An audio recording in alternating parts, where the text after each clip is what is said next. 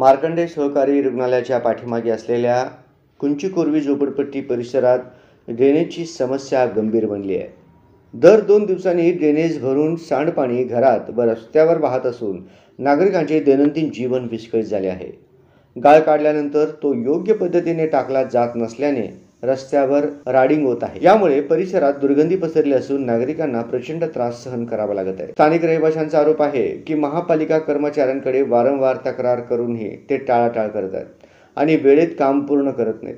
परिणामी मलेरिया, ताप, खोकला यासारखे गंभीर रोग वाढत आहेत। लहान मुले, गर्भवती महिला आणि वृद्ध नागरिक यांना विशेष धोका निर्माण झाला आहे। नागरिकांनी मंगळवार पेठ झोन कार्यालयात लेखी तक्रार दाखल केली असली तरी अद्याप कोणतीही कारवाई झालेली नाही। त्यामुळे नागरिकांनी महापालिका आयुक्तांनी तातडीने लक्ष घालून रोगराई पसरण्यापूर्वी या समस्येवर कायमस्वरूपी उपाय करावा अशी मागणी केली आहे। नरेंद्र नरसिंग मादगोंडी, कुंचीकोरी झोपडपट्टी सोलापूर सहकारी रुग्णालयाच्या पाठीमागे राहतो। 2 दिवसाला एकदा ड्रेनेज भरत जाते।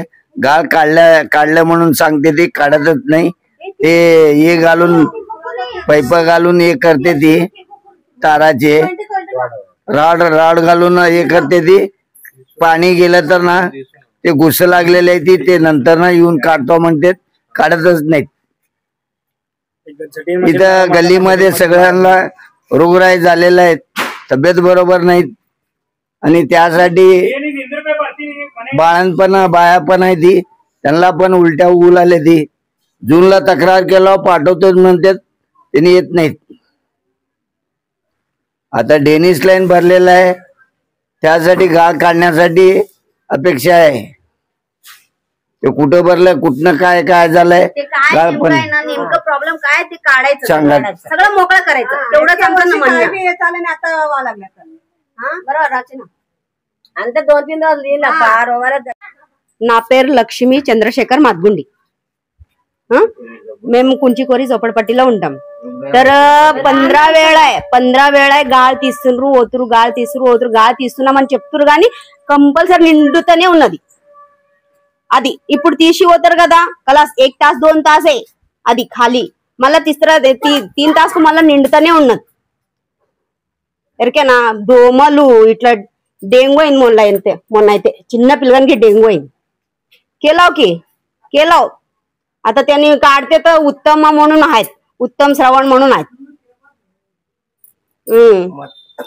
उतारते त्यांनी येते काढते, काढलो म्हणून सांगतात कलास, त्यांच्या त्यांनी काम करून जाते त्यांनी।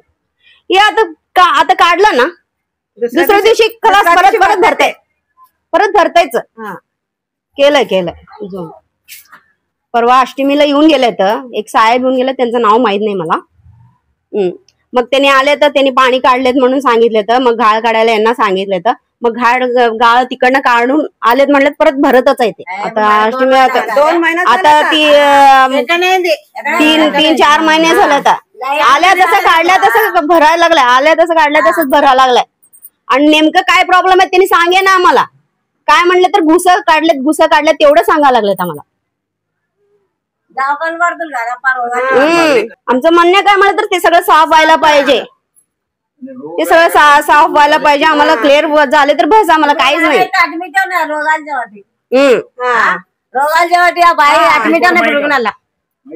रुग्णाला అడ్మిట్ బాయ్ ఇప్పుడైతే మా ఇంటి ఎదురుగా అంతా గటార్ నిండి ఇప్పుడు 4-5 మైనా ఇప్పుడు అట్లే గటార్ నిండుతుంది। లైట్లో ఇంటి ముంగట అంత చీకటి, అది గదే అండ లైట్ లేవు అసలు, సర్కార్ లైట్ బంద్ ఉన్నది।